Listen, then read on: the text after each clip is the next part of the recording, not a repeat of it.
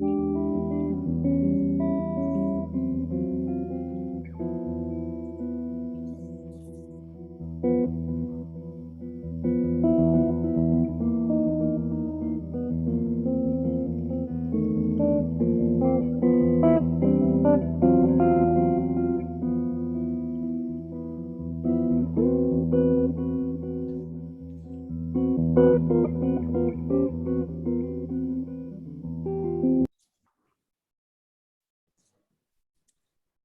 evening. Hello, this is Sudeep Sen in New Delhi and my colleague and friend. And I'm Fiona Sampson and I'm in Britain on the borders of England and Wales. Welcome to Conclave. And this is season 2, episode 3. And we're really looking forward to having you all and your reading and our conversation. And do use the chat box, as I said, frequently, generously. That goes for both the participants as well as the viewers. So we start with Michael Kelleher. The bio is on the side, but I will read it formally out to you all. Michael Kelleher is the author of Visible Instruments and Museum Hours. Recent poems have appeared in Dueck, Indian Quarterly, Harvard Review, and the Brooklyn Rail. He's the director of the Wyndham Campbell Prizes at Yale University. Michael, it's a real treat and pleasure to have you. I haven't heard you read live. Of course, I know your work very well when it comes to your books. Looking forward to your reading and a very warm welcome. Welcome across the Atlantic, Michael. Thank you, Fiona. Thank you, Sudeep, Don, Sholeh, Miro. Thank you, everybody, for coming. I think I'm going to just read straight through, mostly short poems. Some of these, have appeared in journals in the last couple of years. Many of them are unpublished. Some of them are brand spanking new. But I think I'm going to read them mostly without comment, unless I feel like there's some kind of a reference that needs pointing out. Fashion statement for Bob Kaufman. The thread-worn voice quavers the ghosted edge of the film. In violation of its oath from a decade ago to keep silent. Remember the death of America. Not the place, the proposition that explodes from the end of a gun. A bullet fired in a public space goes spattering brains that widows chase on trunks of limousines. A poet needs to be cool, needs to wear a cool hat, better yet, a cape. The drama at the throat of a brightly colored scarf is too coarse for a poet with a vow. The heart murmurs louder than the voice. It says nothing. It has nothing to say.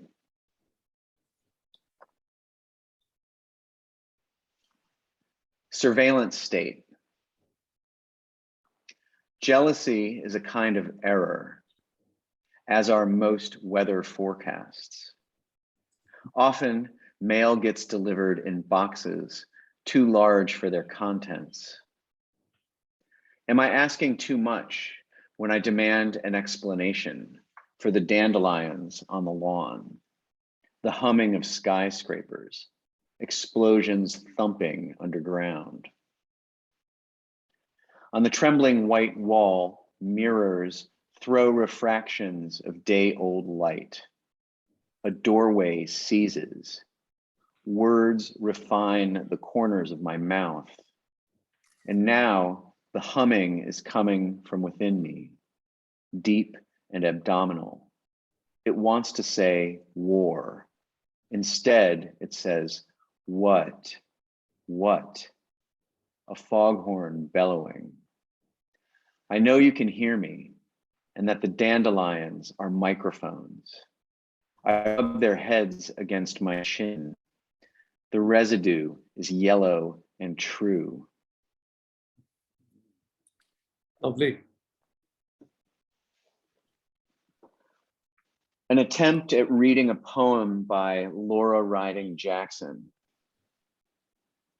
An animal that wasn't animal, whose destiny was to have none, without material reality, undamaged by perversions to the body, traversed a continuous expanse of non-existent land, already known, non-existent because already known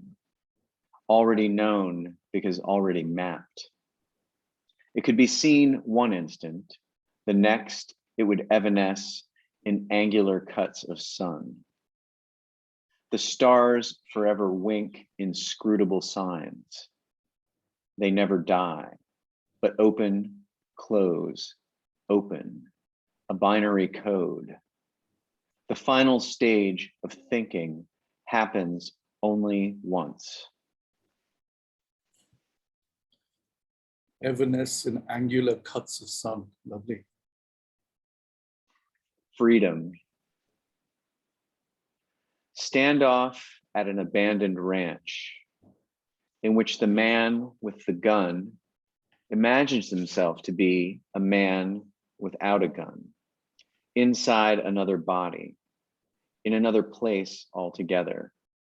His mind riven in 2, in 4, in 8, into infinity, in contemplation of itself, its place in the universe, dark matter, black holes, gravitational waves.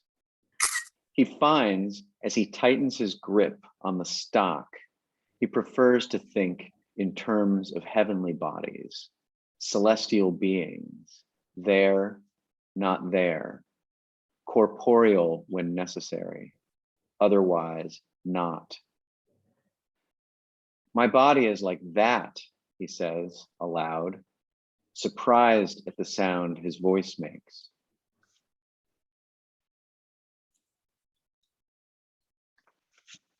Simenon, named after the famous French crime writer, in case you don't know.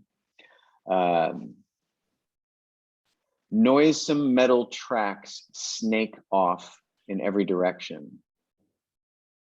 A man beside them watches the trains go by. He's partial to the cars at night, rectangular window light blunted by shades drawn down to beckon sleep or keep out prying eyes.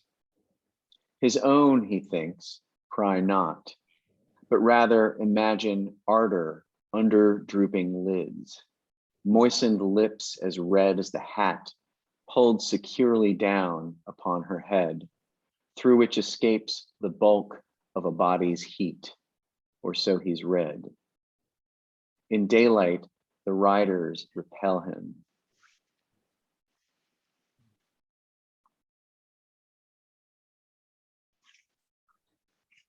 The Haunting of Pauline Oliveros. Pauline Oliveros, if you don't know, was a avant-garde composer from the US, from Texas.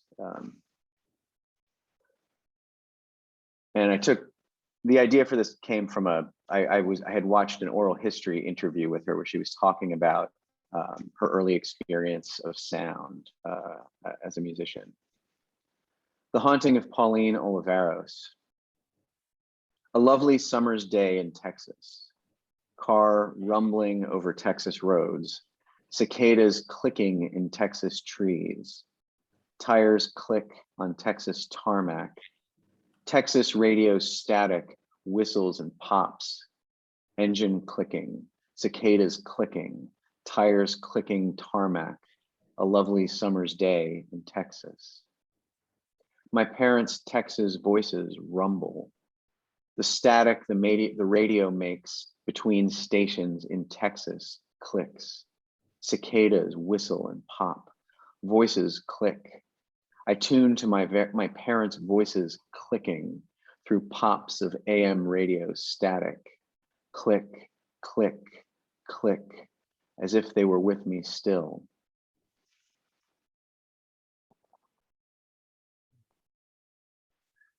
Silent partner.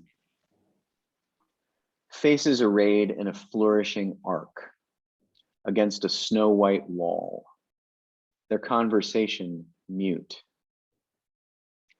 The sketchbook informs us the topic had been the decline of realism as a form, a stance against reality. A blank page builds character in the writer who faces it and survives. 5 more lines until I have a sonnet, wrote the poet in a letter to his long dead wife, a poet herself of some renown, lucid and sad as a cold winter's day.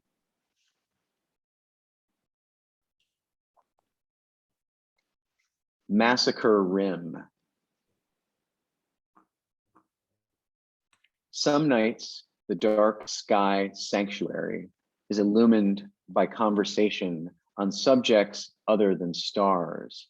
For instance, the image in a pocket mirror, women riding motorcycles while standing on saddles, vacuums and vacuum cleaners, suburban bats and their guano, taxicab passengers, shakedowns at airport security checkpoints, photographs of peddlers in 19th century London, the color and meaning of the president's hair, carnival inversions of social hierarchies, rage, impotence, the origins of empire, civilizational collapse, temperature fluctuations, cheap, readily available weapons in the hands of children, hunger in cities, hunger in towns, in villages, the inconceivable volume of criticism on the topics of Don Quixote and Hamlet, the proverbs we turn to in times of grief, which sometimes mitigate the punishing blows of unrequited love, the comfort religion provides through rituals of marriage and mourning, repetition, difference, utopias real and imagined, utopias in the aftermath of failed utopias, love ongoing, love unspoken, lost love, etc. The stars all the while are mute and blind in their enlightenment.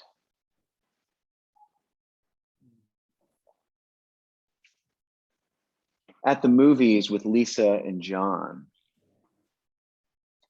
Lisa says that noise is replete with historical significance, the hinge of ambiguity as the door swings wide.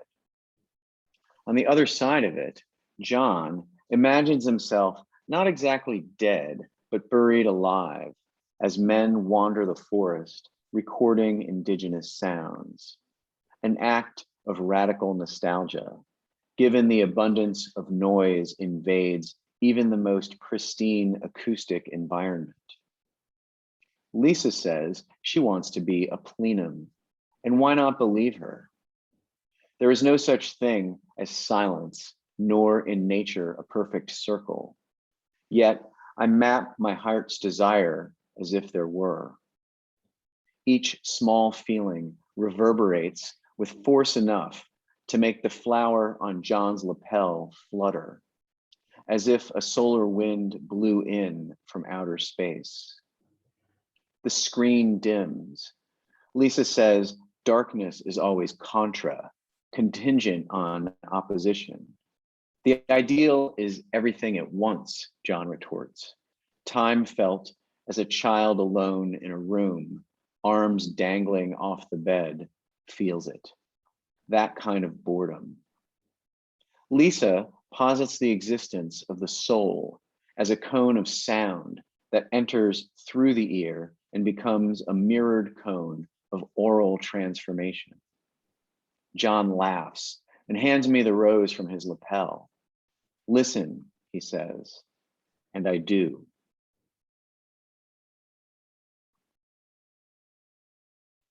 Clearance. Thus, the children kiss the liquidation man goodbye. Au revoir, monsieur le liquidateur. And just like that, are bankrupt and free of money's downward drag, whose gravity pulled their cell phone juggling dad into the grave. Falling with a pistol shot, the camera registers hardly at all. He drops to the ground, dead, and the narrative threads by which he was bound are loosed. Everyone finally released. But from what, we must ask, did he suffer? What wound? What weapon could penetrate the sanctum of the happy bourgeois family man?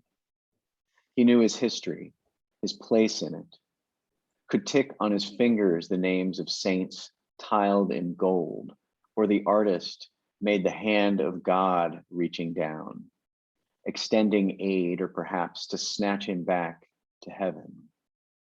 The roofless family chapel stands abandoned, a ladder propped against a wall.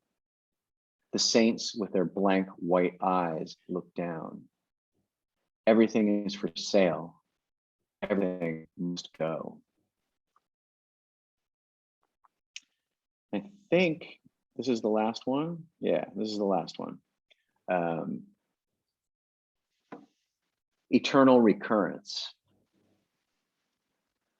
The machinery of grief unspools, a thread of film. This metaphor, artifact of a world that saw itself at 24 frames per second.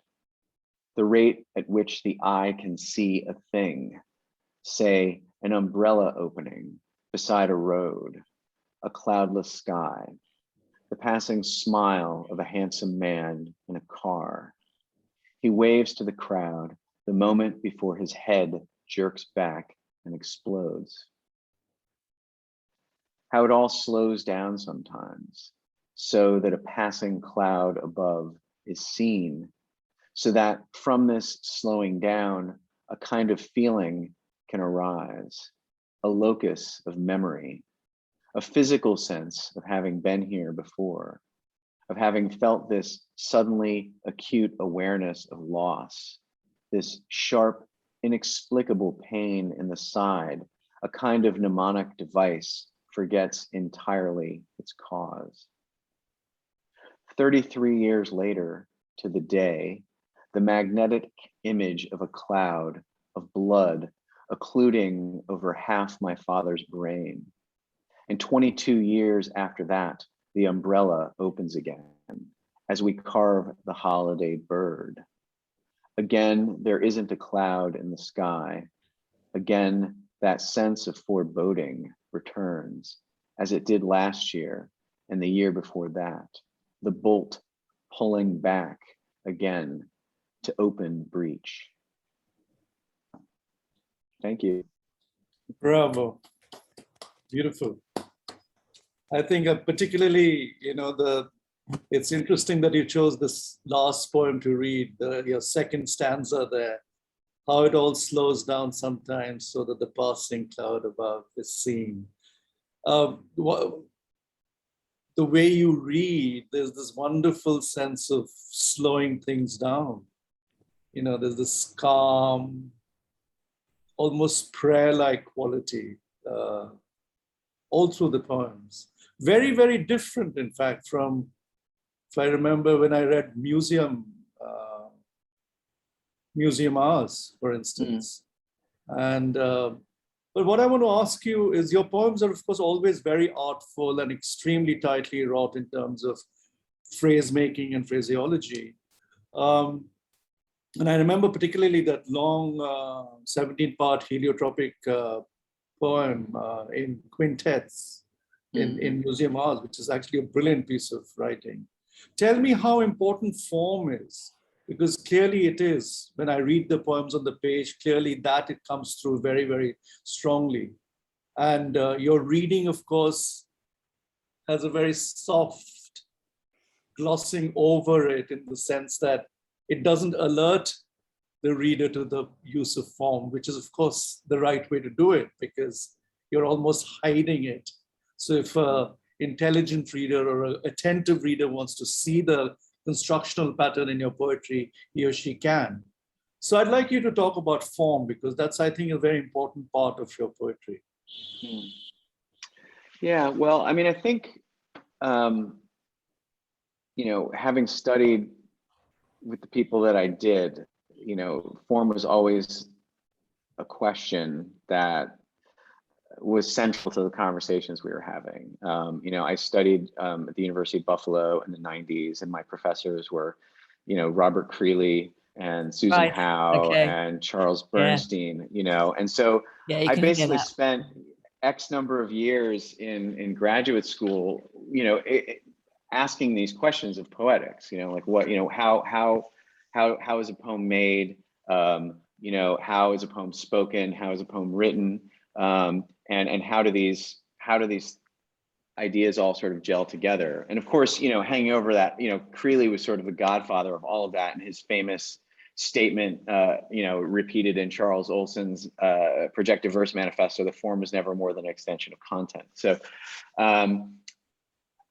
there was this sense that anything was possible, that one could find a form for a poem just as easily as one could adopt a pre-existing form, as the circumstances demanded. And I think I tend to try to find a form, and I find myself increasingly drawn towards, you probably could notice that a lot of those poems were sonnet length poems, and lately that has been a length that I've, or sort of containment that I've been interested in working with, because it feels, despite how small that form in particular is, it feels like it has an infinite number of possibilities, and I find that kind of fascinating. But as far as my compositional process, I mean, I think I always start at the sentence, and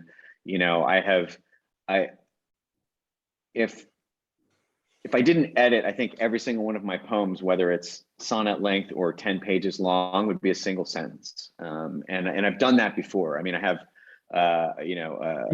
without a period or a full stop.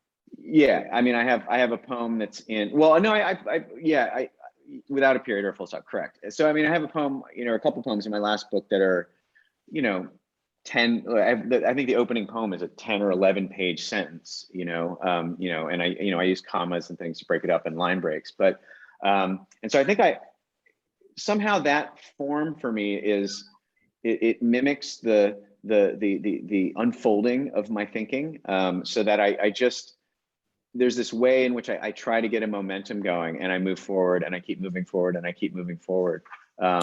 Perhaps the way to talk about it might be measure, mightn't it? I mean, the sense of the poetic measure, and there's an extraordinarily measured gravitas in the way you read. But I was also really struck, Michael, by the way that this very strong and moving sequence of poems that you've just read, how they seem to keep a distance from the kind of central trauma. I mean, they are anti-confessional poems, although they are, I mean, the form is doing enormous amounts of work to carry meaning forward, to try and not resolve things, but find pattern at least. Would that be a closer way to talk about the very specific, because obviously all good poets care about form, but there's something really striking about your relationship with form. Yeah, that's a really interesting question, which I feel like I need more time to think about. Have a go. You're among friends. Yeah. I mean, I think there's this way in which, I find it interesting to build a rhythm, and that's kind of, the sort of corollary to what I was saying about the sentence is, I'm very much listening as I go, and what sounds appropriate often will, be the first determination of what comes next, rather than necessarily what might be narratively satisfying, or what might be, considered like a more direct treatment of the object. And so there's a kind of circling, and then a circling back to beginnings that I think I find myself interested in, and a lot. I mean, you can probably feel that a lot of editing goes into these. I find myself, as I get to a point where I am now, where I don't know how much of a manuscript I have, maybe 3/4 of one or maybe a full one, I'm not really sure, but where I reach this level of frustration because I'm, editing and throwing away. And then, one day I go and I look in the Google folder for, and I compare what I have that I think is good compared to what I've thrown away. And it's astonishing. It's like 10-to-1 ratio. Like I throw away everything. And I don't generally, as often as I try, I often find that I can't go back to that stuff that I've thrown away and make anything out of it. So I had this enormous pile of trash upon which all of these little poems is resting. You obviously have radar for what is working, what's going to go somewhere. I wish I did. That process. It would save a lot of time. Yeah, it wouldn't be 5 or 10 years between every book. So it's interesting that you use the word sentence. So to a puritanical ear, especially if you're writing poetry, that would be like anathema, really. So, but having heard what you just said, you work your long sentences back to a line. So it's sort of a process of reduction in a sense. Perhaps sonically, because as you say, you also care a lot about, as you go along, listening to what you hear. Would that be right? Would that be a right assessment? I think so. I mean, like I always think of things in terms of like, I know my whole history of writing, and it's really, I don't think it's particularly interesting for anybody else to hear, because it's not, a lot of the way that I think about writing is very mundane and practical, and it's not idealistic. I'm not, I can't express myself in these sort of like big ideas. It's more like, I used 5 words here and then I cut it to 7, you know what I mean? And it gets kind of technical sometimes. So, but I mean, if I could give you an example of like how things have evolved over the years, like my first couple of books were they were very small, and short, and the poems were like tiny, they were like 2 to 3 syllables per line, maybe 5 lines for a stanza, or 4 lines or 3 lines. Sometimes a whole poem would be 6 lines, or, and sometimes I would stretch them out and I would have like 12 or 15 of these little poems, strung together, but they're always like these little kind of, compressed things. And I think that was the way that I learned to write poetry, was through compression. And then and then suddenly, like, people started asking me, they would tell me about my poetry, and they would say, you're a minimalist, or things like that. And so I thought, well, I don't think that's exactly what I am. So how can I change that up? And so the next book I wrote, I tried to like find the opposite of that. And so rather than compress things down, I sort of taught myself to keep adding and adding and adding and adding and adding and adding and adding. And so I developed these like much longer, more discursive forms for the writing, and tried to find kind of ways to hold these longer things together, whether by like, using, some more traditional measures or line lengths or things like, or, syllabic counts or beat counts or whatever. And I think I think I'm in this like other third phase where those two things are kind of like held together, where there's this sense of like expansion and contraction that is happening, even in like a smaller poem, but also, truer in some of the longer forms. I was teaching last week with Mark Doty, and he was talking a lot about, syntax as the muscle, the armature really of a poem, which is kind of really obvious when you read him, isn't it? Yeah. Wow, that's wonderful. Thank you, Michael, so much. My God, you well thought about the whole process of making and across your working life so far. May there be many more books. Can't wait to read this manuscript too.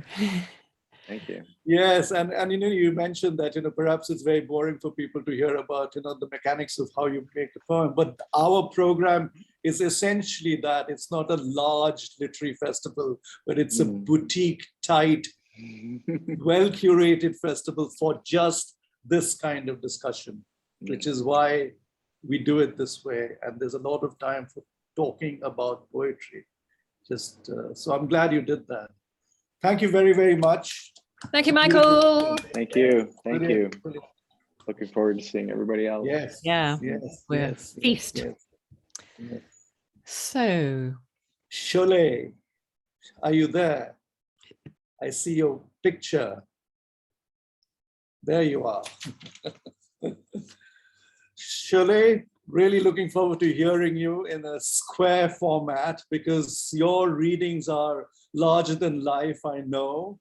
You know, you dress for a performance, it's a show with musicians and so on. So this is going to be a challenge for you, a reverse challenge perhaps. Your bio is already on the side, but I will read it out for everyone else. And I'm glad you told me not to paste the poem. So audience, we have to pair with her reading. She reads very beautifully, but you won't see her text on the side because it's not published yet.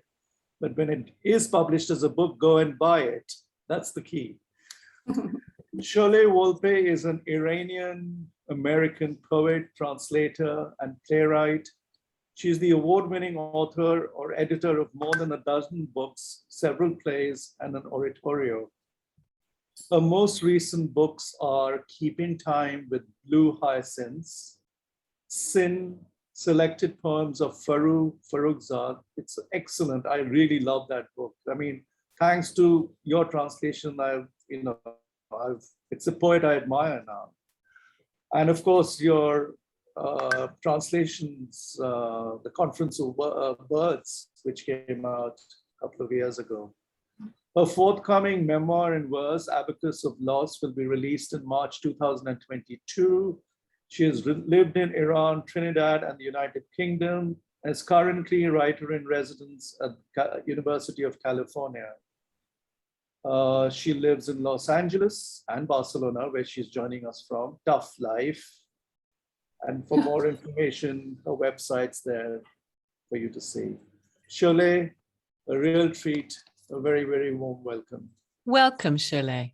This is going to be wonderful. Thank you, thank you. It's a real pleasure to be here. Okay, so hello from Barcelona. It's a hot day here. I'm gonna read from my forthcoming memoir in verse, Abacus of Loss. And the way it is structured, every chapter has a series of prose and poems that are interconnected. So I'm going to read one of these chapters for you. It's called The Coffin. And you're not going to be able to see the poem, but you will be able to hear it. It usually has a section that is prose, and then it goes into poetry. And the way they connect to one another is that the prose is the story, and then the poetry is the inner state. So I hope you take this journey with me. This coffin, bead 1. I lie on my old spring bed thinking about girls who slit their wrists, who pour kerosene on their heads and light a match. I'll be 13 soon. We kiss the warm earth, lips drawing moans from the sea. Like ghosts in flimsy shrouds, fountains of semen recreate us, sinew, by shadow, by flesh. And this coffin, mine, too. Mama's cousin is soon to be married. She's visiting from her village and they've installed her in my room. I ask her about her fiancé. She says, "You're too young for that talk." Every night she shoves my doll into my arms and kisses me goodnight. Who takes comfort from sleeping with a stiff metal-made plastic body? If I tell her this, her eyelashes will blink away my words. I clutch the doll and say goodnight. Billboards retch meandering slogans, strike eyes with guns, clutched by fetching rough men.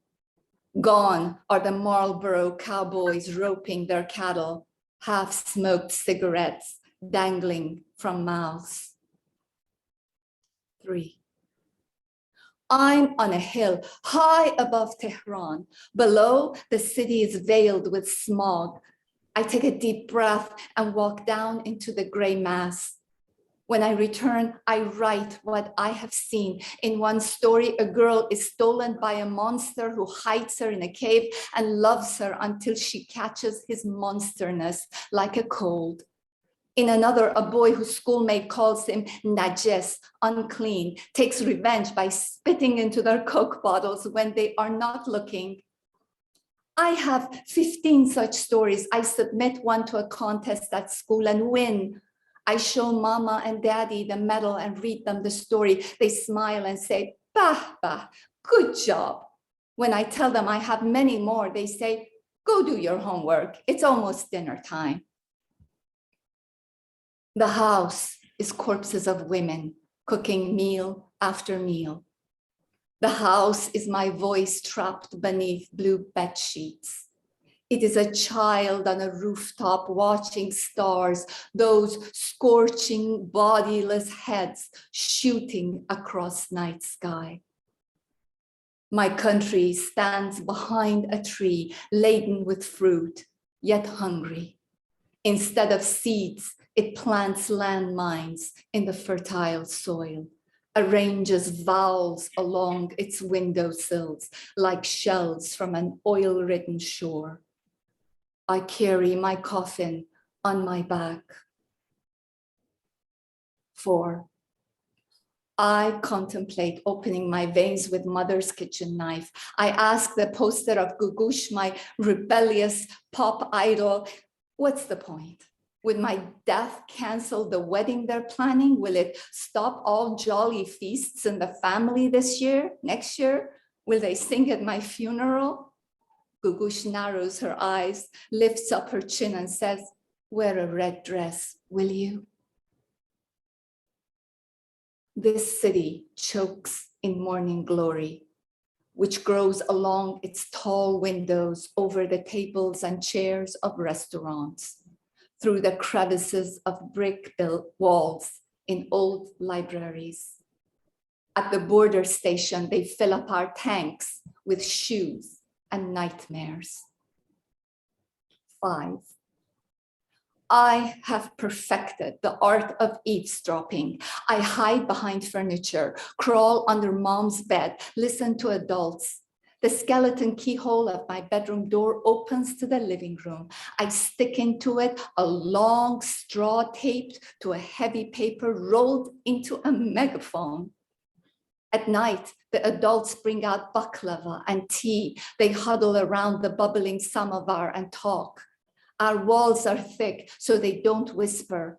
Mama talks as if she swallowed the school principal's loudspeaker. She claims she's deaf in one ear because my father snores like an elephant. I say, elephants don't snore. She points at Dad and says, this one does. Now I hold my breath and listen, but they're not speaking about a marriage. They're not laughing.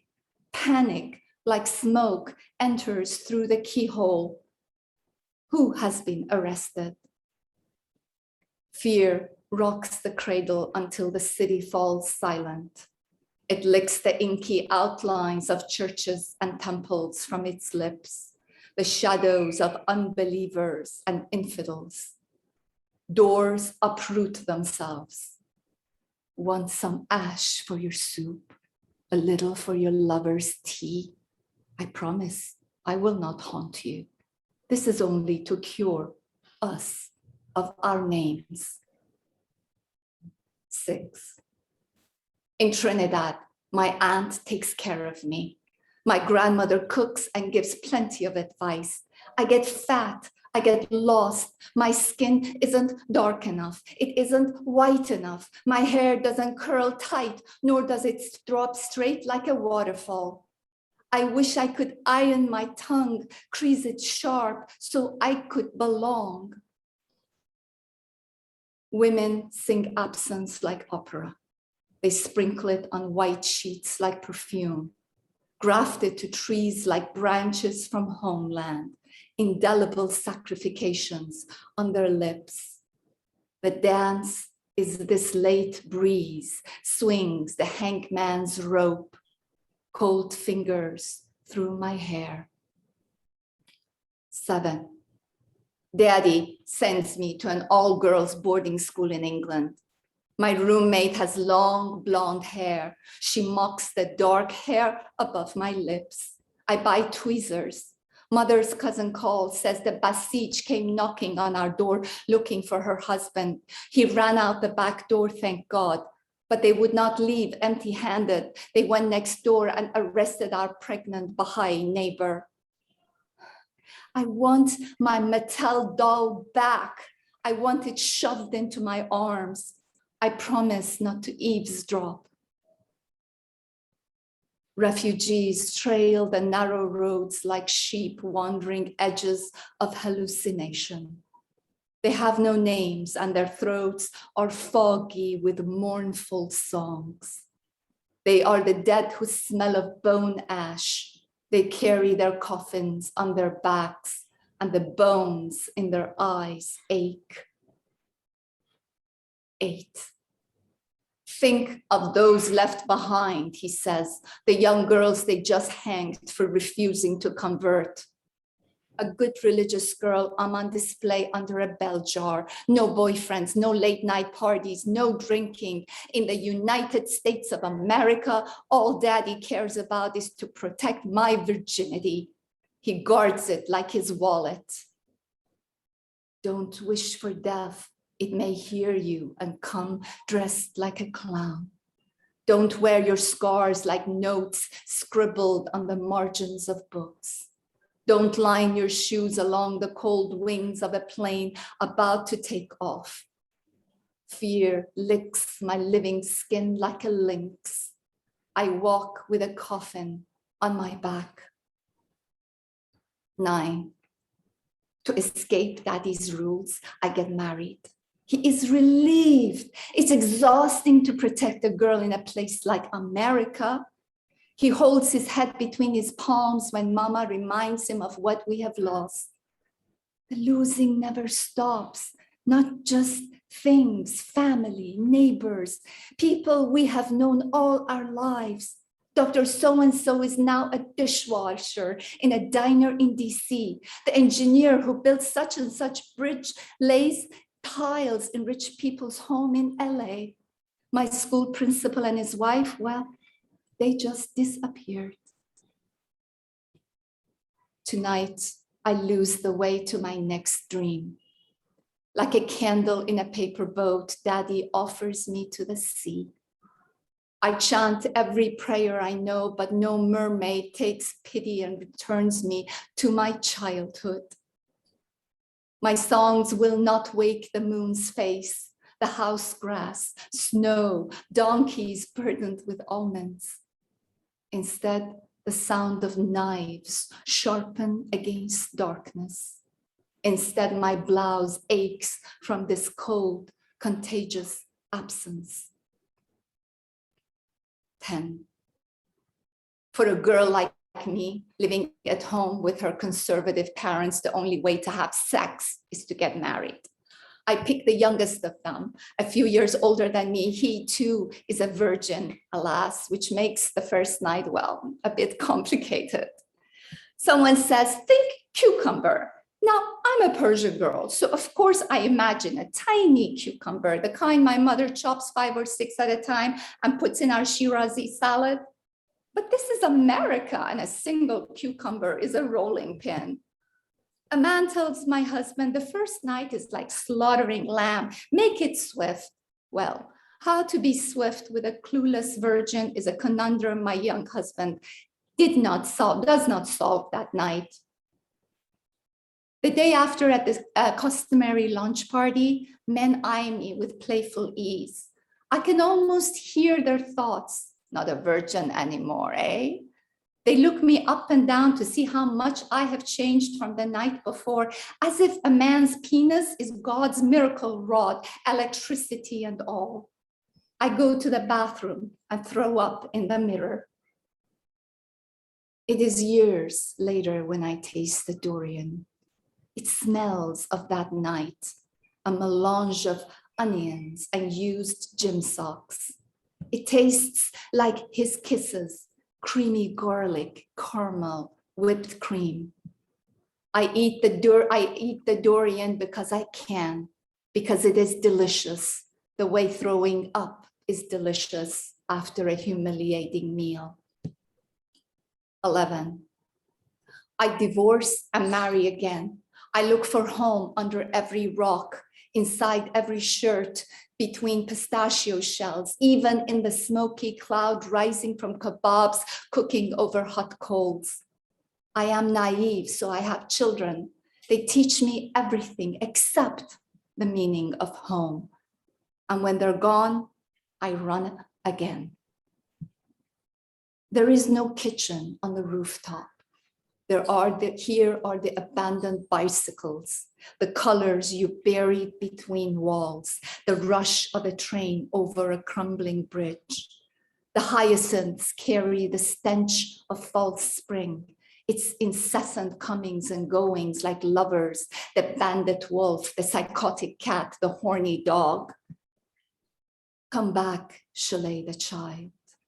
Let me splash inside you again, sit in you without fear of drowning. Let me drink from you, declare you my country, defend you with my wounded knees. Make my curly hair your flag, my ribs your borders. 12. Lovers, they come and are ejected. The entertainer who steals, the hallucinating attorney, the trumpet player with medals and guns, the double-dealing psychologist. The sum of them is less than zero. There is nothing left to subtract. Every spring, the tree in the backyard regains its leaves, but the mockingbird returns with the same damn song in his beak. It is raining. Heartbeats again between operatic war sirens and the high notes of falling bombs. Rain washing the cobblestones of ink, blood, washing till only ash remains, clinging to my coffin like mud. 13. There is nothing but a flickering universe. God, a reckless adolescent, hardwired hope into our neurons. Beauty opens its eyes and greets us with its sky. We spread open our arms, even though we know the blue is a lie. Every day I stand in front of a firing squad, eyes tightly bound with a red kerchief. I think about my mortgage, the price of utilities, the color of their shoes. I stand in my puddle and worry about my burial expenses. They aim, but do not shoot. I dedicate this poem to the coffin on my back. Woo! Sholeh, that was amazing. Brilliant, brilliant, brilliant. It was mesmeric, absolutely, as your readings tend to be. But and covered so much ground that I wonder what the other chapters are going to. I mean, it seemed like your whole life story was already in this rosary. Yeah. That's something we learn as poets. I think I'm really grateful to my training in poetry because it's the sauce of everything. It's a sauce of language. It's a sauce of meaning. It's what we boil down. So I think this whole memoir is going to be like that, every chapter of it. So will every chapter be a different sort of strand in your life? Yeah. Because these seemed so wide-ranging, but so deeply, intimately connected. So right. and I presume so you have you're going to be able to. Well, the thing about the memoir is that you're going to be able to recognize characters, right? Like mommy and daddy, or the brother, or the lover. So they recur, but then a new aspect of them is revealed. So by the time you finish the memoir, you feel like you intimately know all these characters in the book. It's a real, even more multidimensional than inside, outside. It's extraordinary. How do you keep all that in the air as you're working on it? You know, well, I don't know, in because, play. For me, because, I'm also a playwright. So I kind of think differently. I always see things in action. So, and then being a poet, as we all do, is so internal, a lot of what we write.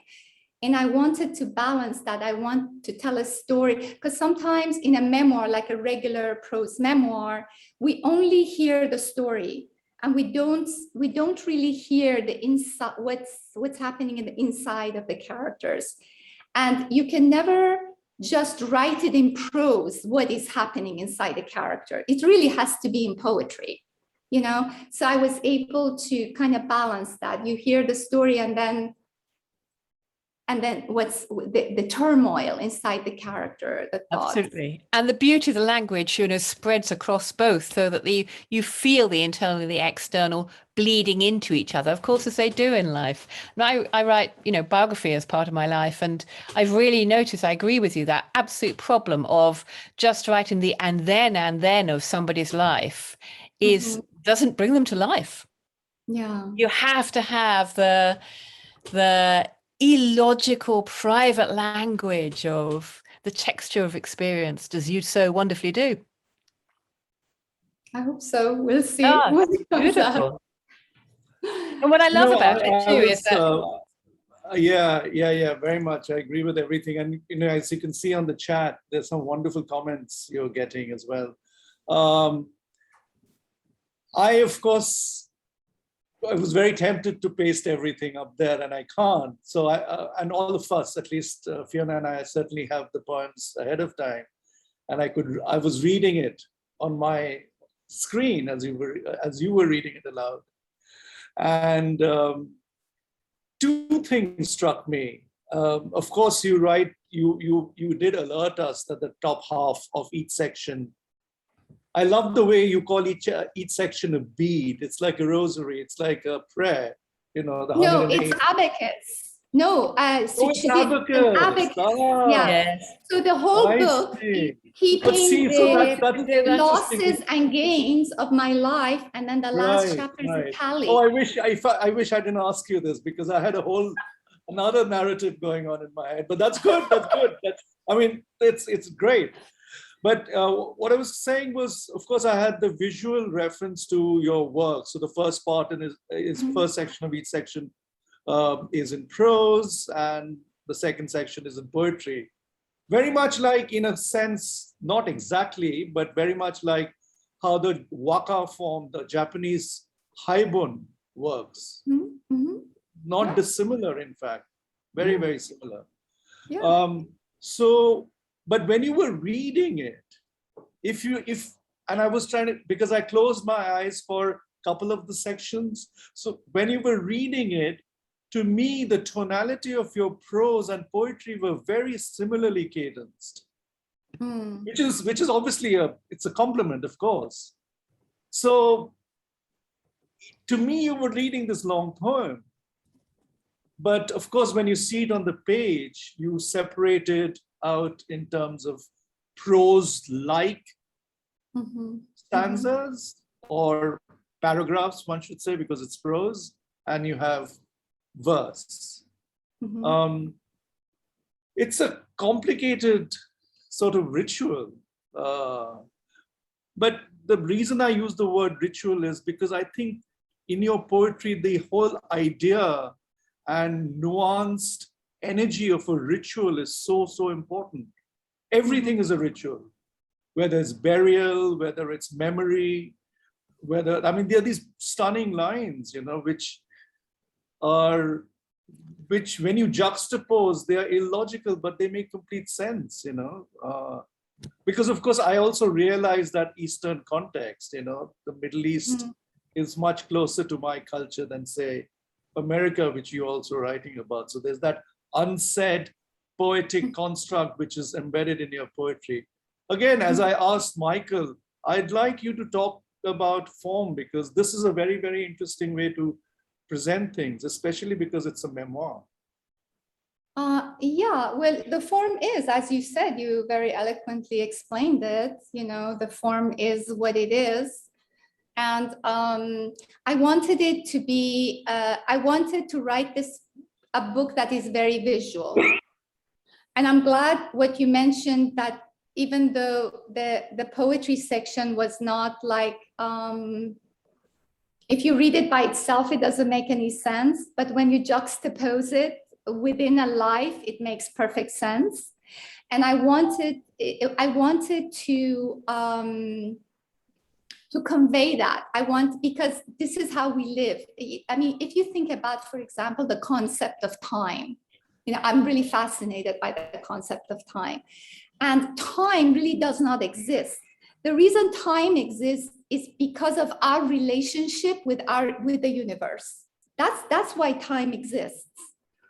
If that relationship did not exist, time would not exist. So the same thing with these poems, the relationship of these two segments create its own energy, and it makes sense, you know?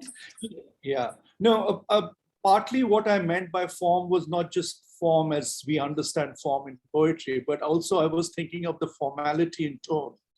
There are very, very definite shifts when it comes to formal speech and then everyday speech, which you fuse.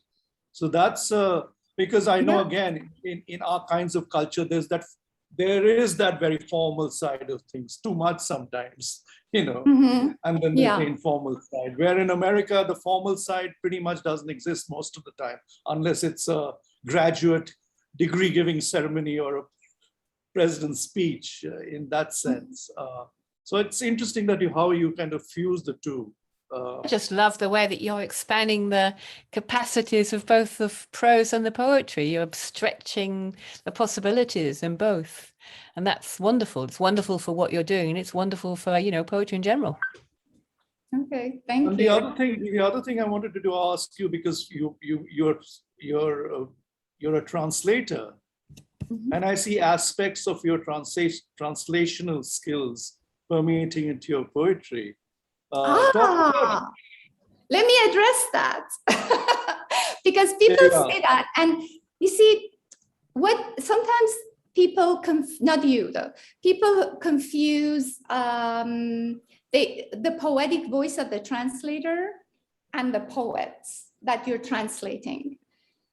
What I consider myself as a writer who translates. I'm a poet who translates. I'm not a translator who writes poetry, right? So when I translate Farrukh Farrokhzad or Attar, I am lending them both my own poetic voice. So you're going to hear me, even though the content is theirs, but the language, the sounds, the music that I recreate is mine. A music of Attar and music of Farrukh Farrokhzad only exists in Persian. It only exists there. So when I transport it and recreate it in English, I use my own poetic language and my musical sense to mimic what I hear in the other language. So of course you're going to hear that tone in my own poetry, you know, because it comes from the same source. I'm so glad I asked you that, because I think it's a very important point to make, because, you know, to a world audience, it sort of makes sense. So I'm really happy that I asked it. Yeah, and by the way, also the music. I mean, the formal aspect of music is also very much part of your repertoire, isn't it? Yeah. In your poetry and translation. Yeah. And you know, actually, but however, aside from translation and poetic voice, sometimes the work itself changes you. When I translated Attar into English, it changed my own soul, because that work is so deeply spiritual and non-religious. You don't have to be part of any particular religion to connect to it. And that it did affect me in many ways. So, and I read some comments that, they were like, they love the work. It's a beautiful work. So I encourage everyone to familiarize themselves. Attar was Rumi's master. So if you know Rumi, you're going to love Attar. It's a real joy, isn't it, to come close to such a profound poet. And it's been such a joy to come close to you, Sholeh. Thank you so much for your reading. We could talk well, it's afternoon here, all afternoon, but I'm just really anxiously aware of time. We're so greedy. We want so much from each of you, but I suspect we should move on. Thank you for such an astonishing reading. Thank you, Sholeh. Thank you. Lovely. Thank you. So finally, we're going to introduce Miroslav now. So you're going to introduce Miroslav now, aren't you, Sudeep? Fantastic. All right. Would you like to? Okay. Yes, sure. So from New Haven, we went to Tehran via Trinidad, and now we will go to Sisak, or at least where Miro was born. I think we're going to Zagreb, aren't we? Is it Zagreb right now? You're in. Now living in Zagreb. Yeah. Beautiful. I actually pasted your bio in time for your reading, but there are so many other comments that came after that, but that's all right. People can scroll up. Miroslav Kirin was born in 1965 in Sisak in Croatia and lives in Zagreb. He's the author of 9 volumes of poetry, From Here to Eternity, which won the Goran Prize for Poetry, Tantalon, Sukhva, After the Renaissance, Zaleji, Jibilika, and Sensations. Also 2 other poetry books called Hypernovalis and Lyric. He's also published an autofictional novel album for which he was awarded the Jutarnji List Prize for Best Fiction in Croatia in 2001.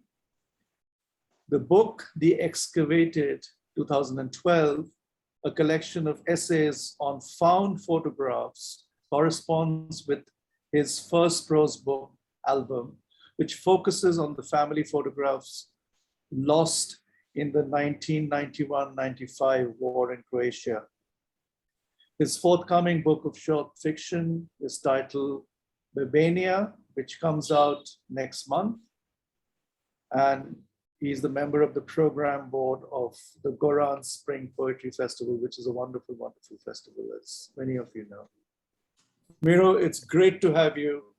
I know I stole you from your family on a lovely summer's day, but it's going to be a treat for us to listen to you as well. So welcome. Welcome, Miroslav. Thanks.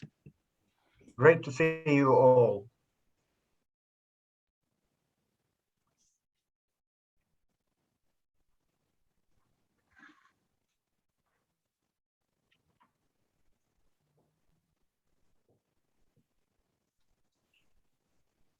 It's okay. We can see you okay. We can see you. Okay, the sound, everything. All good. Good, good. Sometimes my internet connection gets unstable, so I hope it won't this time.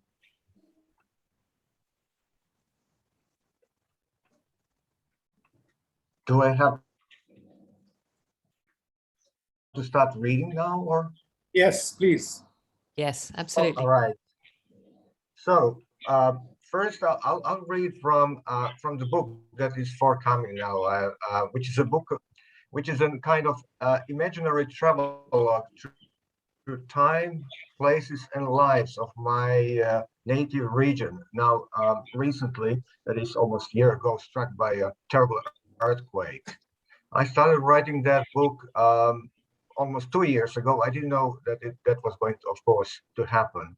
And then I started working more intensively on it. What's interesting about this book is somehow it relates me to Sholeh's writing, because it's also a kind of prose and poetry book. For many years, I've been impressed by Basho's, a very famous Narrow Path to the North book. So I wanted to do something like that. But perhaps it's not that connected as in Sholeh's writing. Her writing is somehow continuous, while in my book you can see sections that are quite separate. So I will start with one piece from that book, and then I continue with the poems from previous books.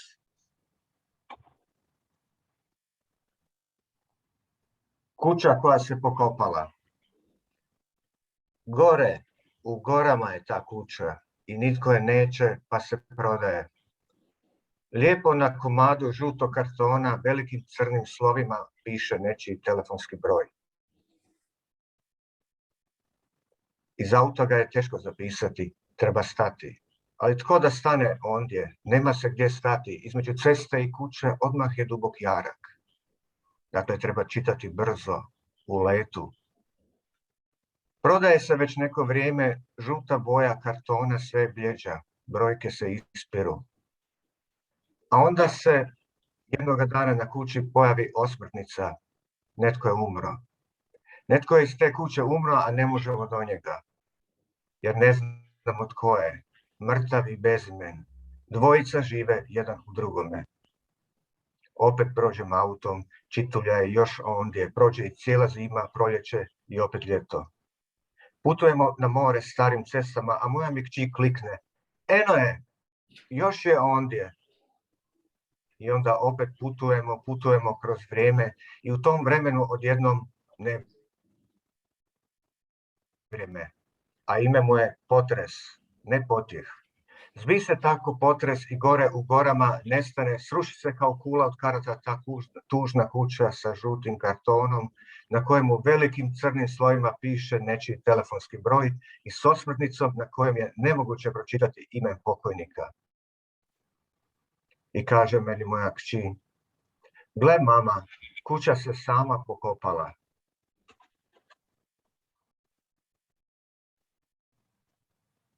Potraga.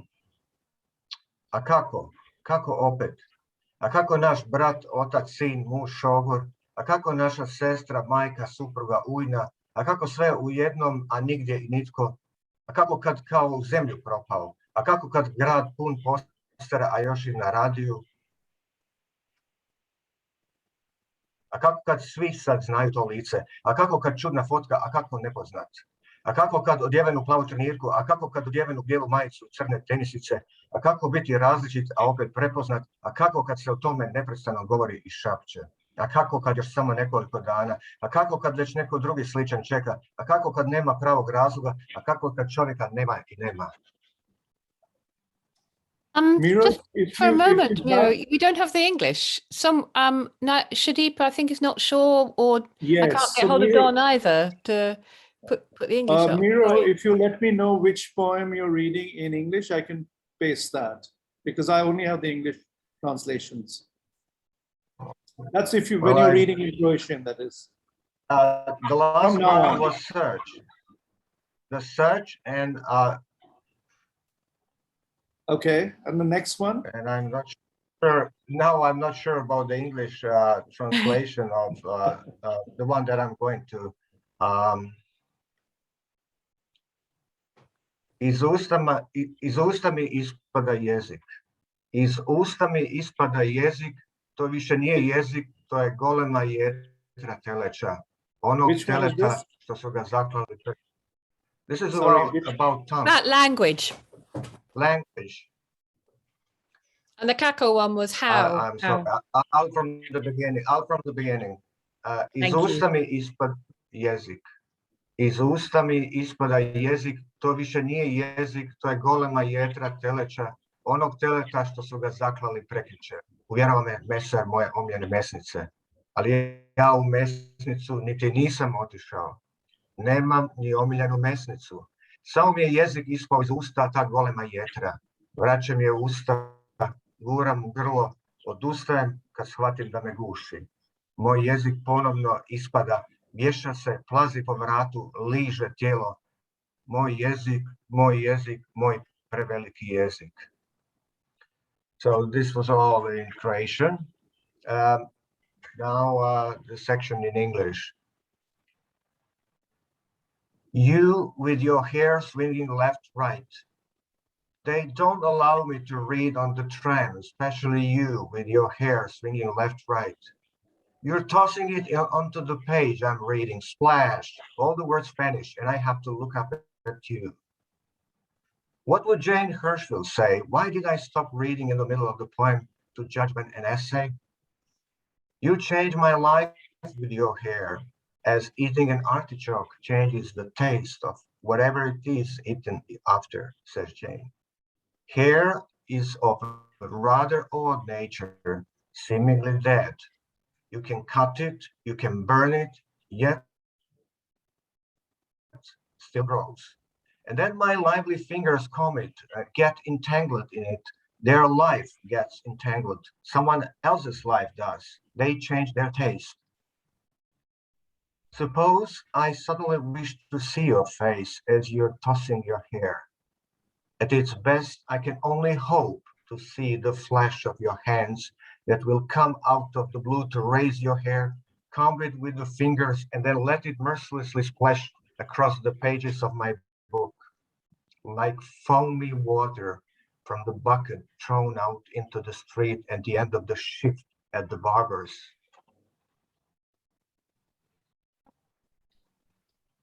Essay on liberty. They persecute me since the moment when in the crowded city bus I took out the notebook so that I could jot down some ineffable things. They persecute me with their stares, those that glue readily but unglue with difficulty. While the entire bus shakes, rocks back and forth, I still write, forgetting about liberty that blossoms out there. My handwriting becomes uneven, making more mistakes, words becoming illegible, soon blending with their sticky stares, my writing becoming indigestible mush. I don't know anymore what I want to write about. They persecute me here, help. Clap. Clap with hands if you've got nothing in them. And if you have that dreading nothing, toss it in the air and clap. Responsibility of a possibility. A carrot I pulled, not an easy task, I'll admit. The responsibility of it, a possibility of dragging on its small lumps the whole of Earth into space. Dispute. The other day on the street, he fell and collapsed, simply collapsed, closing upon himself like a coffin. Nobody lifted their eyes. Why did he fall? Why he collapsed? Some gathered in order to decide in small groups, silently discussing the matter. Walter Benjamin's gardens in Barcelona. Two homeless men lay down on the bench beneath the boxwood hedge. Excellent. The dark creatures hiding behind the garbage container are, after all, children. Excellent. Somebody sprayed out Walter Benjamin's name from the plaque. Excellent. The black head that moved on the bench in Walter Benjamin's garden is not, after all, Walter Benjamin. Excellent. As I began wiping my glasses at the parking lot, words are crawling out of his mouth, fear out of mine. Foam is gushing out of his mouth, fear out of mine. We stand at the parking lot and we're both mad. both mad, yelling at each other at the parking lot. He shouts at me, I remain silent. He shouts at me even louder, my silence grows even harder. We are to move boundaries. We are where we are. We are where we are because we fear something, because we fear. Wall. Why cannot I go to the sea no more? By the sea they have built the wall. They don't let us and the sheep see the sea. Or maybe it's just that. No one has ever seen the wall yet, but the sea has already gone. An apple and a horse. To know what an apple is, I have to bite it. To know what a horse is, I have to bite it. But a wayward Josip Sever rides that horse. So to know what a wayward Josip Sever is, I have to bite him. But there is a dictator inside of Josip Sever. He will bite me. For a dictator is an empty gray slate. A dictator is a frozen plain. And from there is no way out.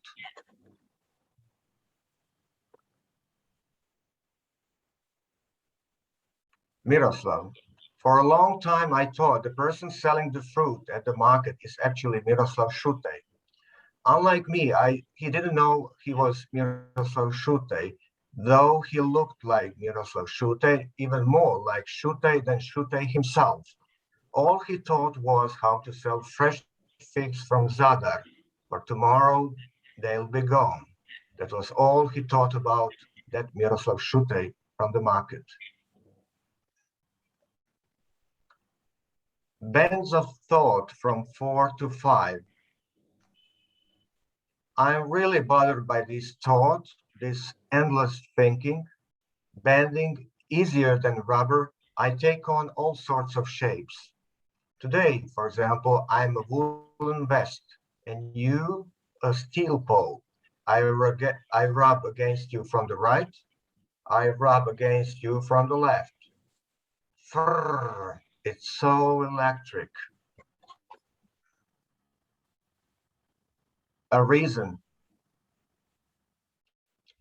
My reason is good enough to beat you all up. If I beat you all up, will I be myself enough to stay and live with my reason that won't let me rest from the morn till the evening, and then I'll start a revolution. Brother, find yourself a good reason, a reason good enough to unite us all who from their birth have searched for their true peace. An essay on simplicity. This is how it goes. A boom barrier rises and people pass. The boom barrier goes down and people don't go through. That's how it goes. Night song. A song flows through the night. Songs of victory are sung along with the songs of defeat. The songs of defeat want to be quieter than songs of victory. They are somehow embarrassed. Mostly it's like that. But by morning, the throats that sang the songs of victory are at their end. With the first ray of the sun, only a quiet song of defeat is heard. And I'll finish again with a prose poem to somehow wrap up the whole thing. The road to Bečkerek. After a conversation with Andras Gerevich in Split, 2016. Bečkerek would like to be a metaphor in an age that has abandoned metaphor, but is too cheap and transparent to be a metaphor, to finish a story or a journey before it even started. Without fight, no one lives. There is no survival. If you do not fight, if you do not foam at the mouth like a wounded boar blankly watching a buck triumphantly disappearing in the deep forest. And when there is no metaphor, there is no Bechkerek. Why are we arguing about the property without its owner? That journey to Bechkerek, do you remember it, Andras? Huh? Tell me. You respond in Hungarian, I will ask you in Croatian. You smile in Croatian, I will smile in Hungarian. Bechkerek is a new Barcelona in which we had deceitfully dragged poor Catalans, those eternally land-deprived people. In Bechkerek, Buffalo Bill exploits shabby Indians, indigenous. Their white teeth drive locals crazy. In Bechkerek, we are closest to the obscure idea of Central Europe, in the very place where it disappeared, perhaps on a weather map. Perhaps where dead chimps rise, as well as where the reels with black and white movies with some thin story stop rolling, where energy is free to roam the plains, and where untied shoelaces are considered as a contribution to human freedom, where Hanke and Kundera have polenta for breakfast, where candies replace the Communist Manifesto, and the music school hidden in the alley of chestnuts replaces a synagogue, where dust turns into fine philosophy and quinces roll into the meat chart's history. Bechkerek is not split, Andras. Its stones crumble, sinking into the mud. If I really care about the nearest place, which calls for no shortcut, no lollipop to deceive the sense of taste, then I go to Bechkerek. Thank you. Wow, what a complete shift in both the mood and the tone. Quite something, quite something. But you know, I'm really impressed with, it's so difficult to inject humor in writing, and that too dark humor. And you do it so successfully in your poetry and your prose. It's so almost deadpan that you kind of stop and you have to sort of reread or rethink. It's like an echo. I said, my God, that's really dark, but it's funny too. Tell us, is it a sort of is it a ploy that you very consciously use? Because I see that particular ploy repeated through quite a lot of your work. Well, I would say that this is something that has happened in my writing in the last, let's say, 10 years. Somehow, prior to that period, I was somehow stuck in very figurative language, in metaphors, and in creation of allegorical worlds. But then something happened in life. There is always something in life that ignites changes in writing as well. So something happened in my life in, let's say, some 15 years ago. And as you usually do, you with changes in life, you do changes in reading different writers. So at that time, I was reading ancient Chinese poets, and that changed my writing a lot, along, of course, with many writers living in the Central Europe that I mentioned here in this last piece. So humor was absent, or had been absent from my writing since the beginning until that period when I started changing. So somehow I was afraid, or I was not fully aware of that, let's say, humor side in my view of the world. Privately, I used to be, I always liked to joke, but that never entered my writing. So as I kind of liberated myself, then I allowed myself to say anything. So prior to that, I was really somehow restricted. Now I can say anything. I'm not afraid of any consequences. I love the way you make those, you make humor. So, I don't want to interrupt you. Go on. Well, especially in the last book, there are so many humorous but also deadly serious Beckett-like pieces of writing. So I put them together. It doesn't matter. So I put everything, all forms, all ideas on the same level. They are all equal. So and in terms of form, the form is somehow forming itself in the process. So each piece is different. If the subject matter requires it, I change. I write a verse poem, or I write a dialogue, or I write let's say a short essay or something like that. And do you publish that mixture of forms in one book? So will a collection have? Well, yes. Yeah. My last book from 2 years ago was a collection of prose poems, completely, no exception. It was, in a way, conceptual a book, prose poems. But now in this forthcoming book, I combine, as I said, verse poetry with prose poems and pure narratives, stories, microfictions, whatever you call them. So, as I said, I put them on the same level. It doesn't matter if they side by side. Well, they all have this very. Will include them all.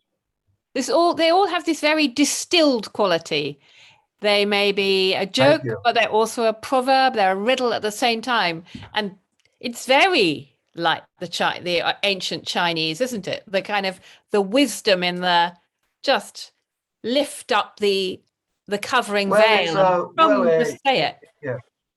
Mm-hmm. Yes, it's Chinese, and somehow tend to label me as some kind of Chinese student, sort of, in terms of writing. But I don't want to be stuck in Chinese thought forever. There are some other influences as well, coming from, let's say, from Russia, from Daniil Karms, for example, who I adore very much. So that is also one line, speaking about humor. I must say reading your poetry even before and reading the new batch of poems you've sent and you read, the one poem that is almost like your manifesto, which sort of can act as a prelude to your selected poems, would be an essay on simplicity. I mean, it's a great title to start with. And then it says, this is how it goes. This is how it goes. The boom barrier rises, the people pass, the boom barrier goes down, the people don't go through. That is how it goes. Yeah, it was too simple for me. I almost dropped it from the book. I almost left it out. But when I included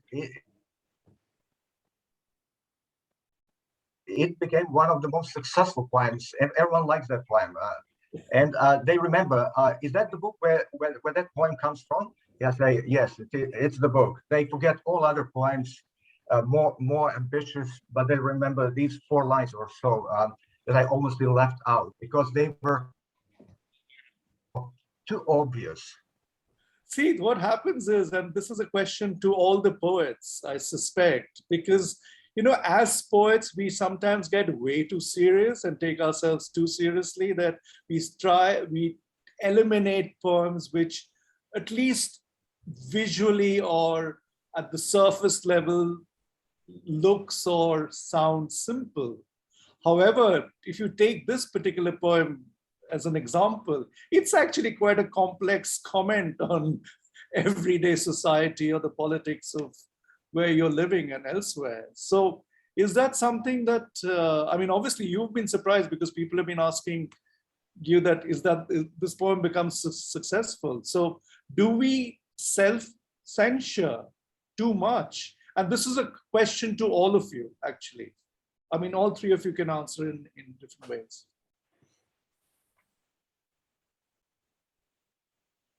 You want to go first, Miro?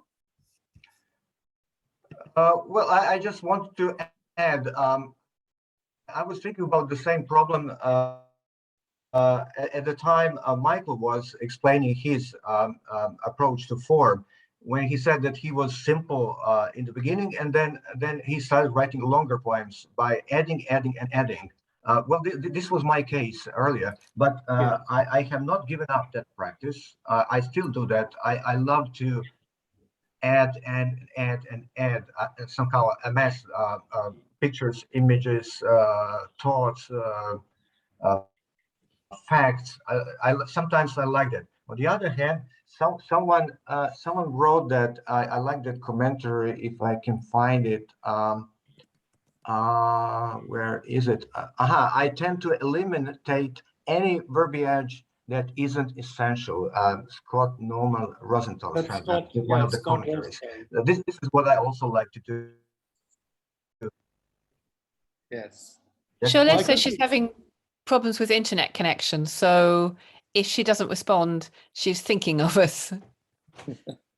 Michael, do you have any thoughts on this?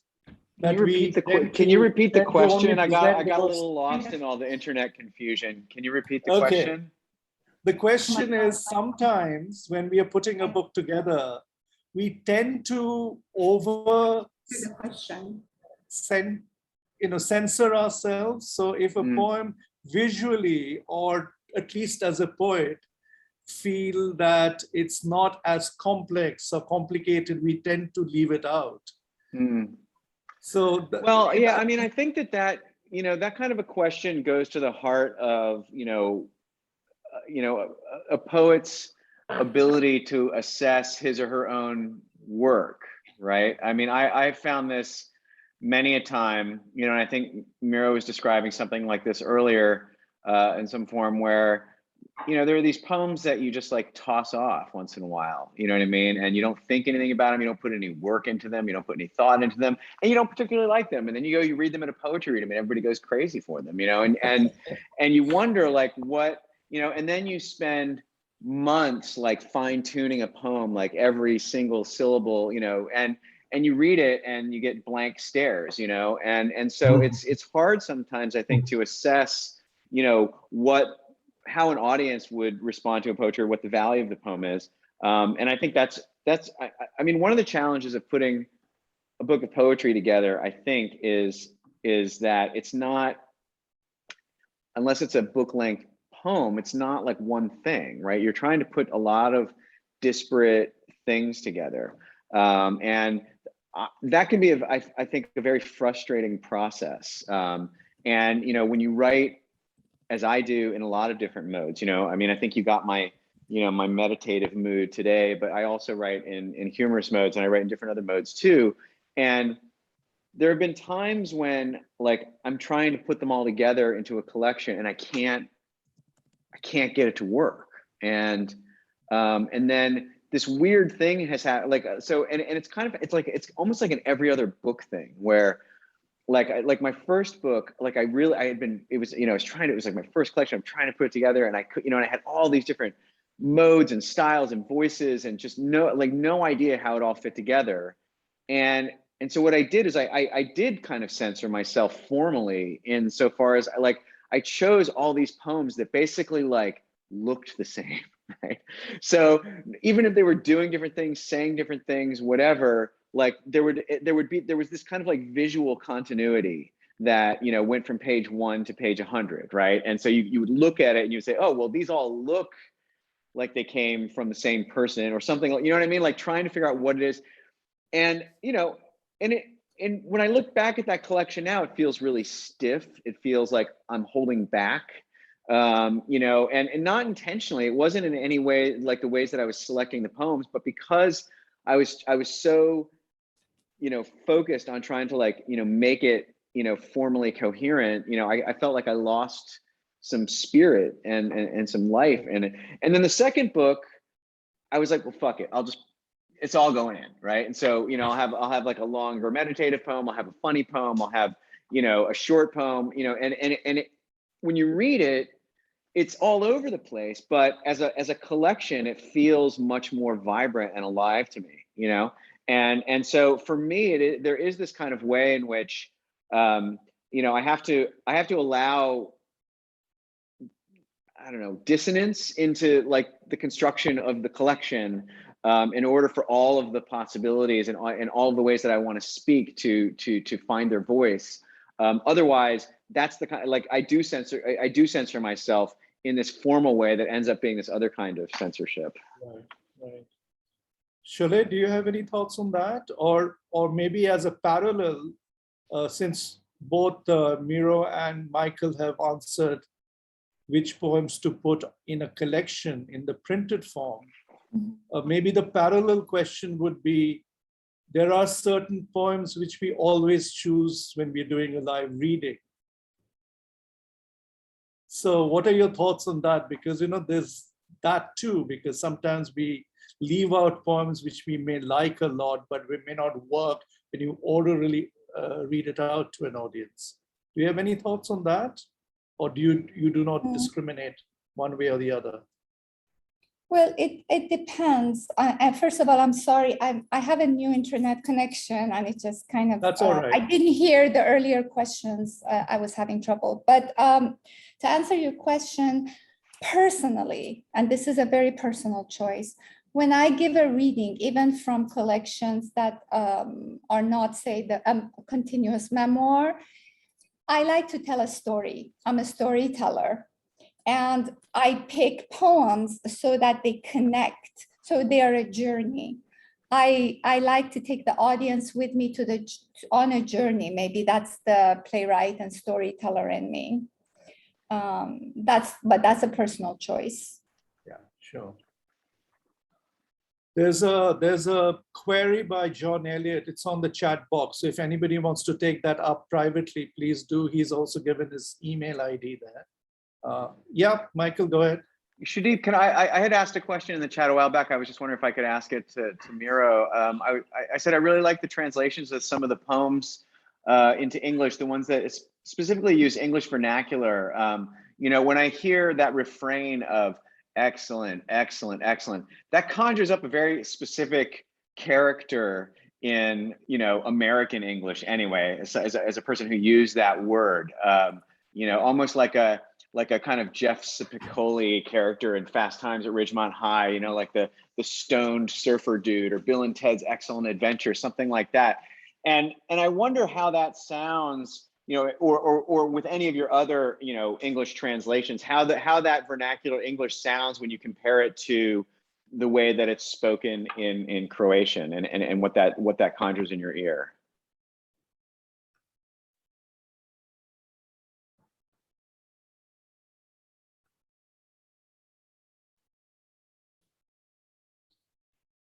Miro, you need to unmute.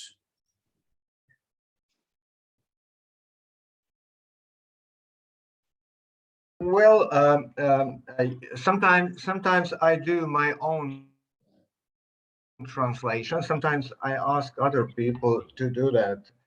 Yes, in original Croatian, the word excellent is izvrsno, which is used in, you know, essay grading or something like that. So that's the word.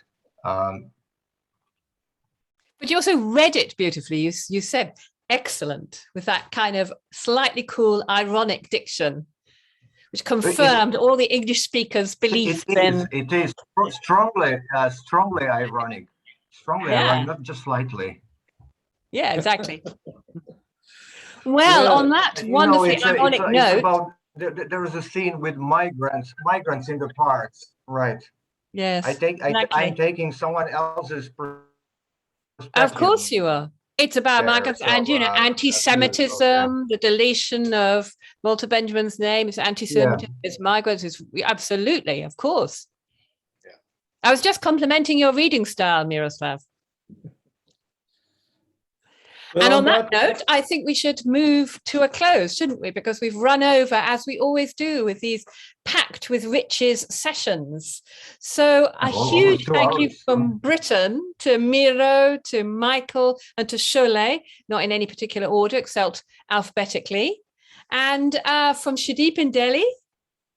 Indeed, and it's really frustrating to kind of sort of end these, but we have to. It's in fact 10:20 at night. So my partner has been waving the spoon, it's dinner time. So yes, it's been wonderful, and thank you again for joining us. This will be archived on YouTube on my channel, but Don will, within about 15 minutes, he's very, very swift, within half an hour or so, he'll put the link up on Facebook with the timeline and everything. So you'll be able to share it with other people. But once again, I join Fiona to thanking Michael, Sholeh, Miro for an excellent, excellent session. Brilliant. My mind is buzzing, and I think the audience enjoyed it. Absolutely. Good night all. Goodbye. Fantastic. Happy reading. Happy writing.